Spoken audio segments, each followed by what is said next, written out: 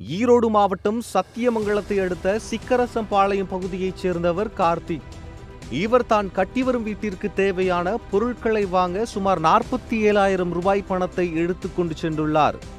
அப்போது தேர்தல் பறக்கும் படையினர் அவர் வந்த காரை வழிமறித்து சோதனையில் ஈடுபட்டனர்.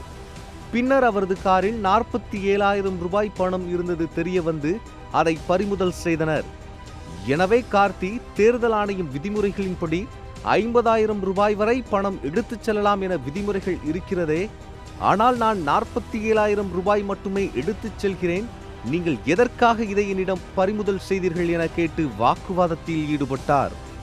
இருப்பினும் அதை சற்றும் பொருட்படுத்தாத தேர்தல் உதவி அலுவலர், எங்களுடைய மேலதிகாரி 10,000 ரூபாய் மேல் எடுத்துச் செல்லக்கூடாது என தெரிவித்ததாக கூறப்படுகிறது.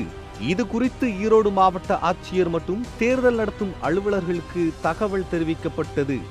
பின்னர் நீண்ட நேரம் பிறகு வந்த அதிகாரிகள் பறிமுதல் செய்த 47,000 ரூபாய் பணத்தை உரியவரிடம் ஒப்படைத்தனர். பறக்கும் படையினரின் இந்த அடாவடித்தனத்தால் பொதுமக்கள் கடுமையாக பாதிக்கப்படுகின்றனர். தேர்தல் நடத்தும் விதிமுறையை முறையாக கடைபிடிக்கும் பொதுமக்களிடமிருந்து விதிமுறைக்கு மாறாக பணம் பறிமுதல் செய்த அதிகாரிகள் மீது தேர்தல் ஆணையம் நடவடிக்கை எடுக்குமா என்பது கேள்விக்குறியாகி உள்ளது. நிறைய வேலை இருக்குதுன்னா அப்ப எங்களுக்கு எல்லாம் வேலை இல்லைங்களா? ஹாஸ்பிட்டலுக்கு ஒரு 47,000 ரூபாய் எடுத்துட்டு போக முடியாதுங்கிறீங்க. எப்படிங்க சார் எடுத்துட்டு போகாம இருக்கிறது? சரி 50,000 ரூபாய்க்கு இதுலயே சொல்றாங்க, செய்திலேயே சொல்றாங்க. அப்புறம் ஏன் சார் 50,000 ரூபாய் விட மாட்டேங்கிறீங்க?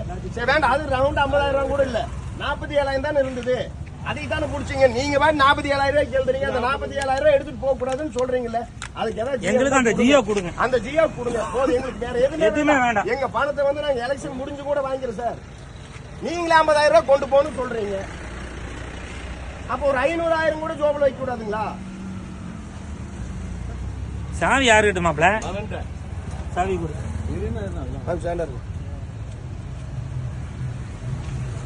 இல்ல ஒரு எங்க ஆர்டர் காட்டி கேக்குறீங்க, நாங்க பப்ளிக் கேக்குற சொல்லுங்க, பப்ளிக் எங்களுக்கு ஜியோ கொடுங்க. அப்புறம் எப்படிங்க சார் ஹாஸ்பிடலுக்கு நாங்க எடுத்துட்டு போறது?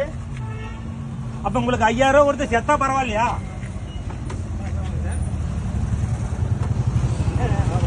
சார் ஒரு 47,000 ரூபாய்க்கு நீங்க வந்து ஏன் குடிக்கிறீங்க? 50,000 ரூபாய் நீங்களே சொல்றீங்க, கவர்மெண்டே சொல்லுது 50,000 ரூபாய், மறுபடியும் 47,000 ரூபாய்க்கு நீங்க கொடுத்து வச்சிருக்கீங்க.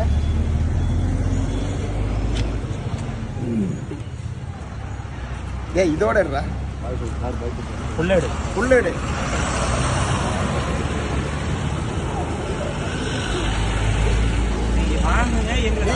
சார், நீங்க நாங்க லட்சக்கணக்கான 10 லட்சம் கொண்டு வந்தோமா, 20 லட்சம் கொண்டு வந்தோமா? ஹாஸ்பிட்டலுக்கு எப்படிங்க சார் எடுத்து போறது?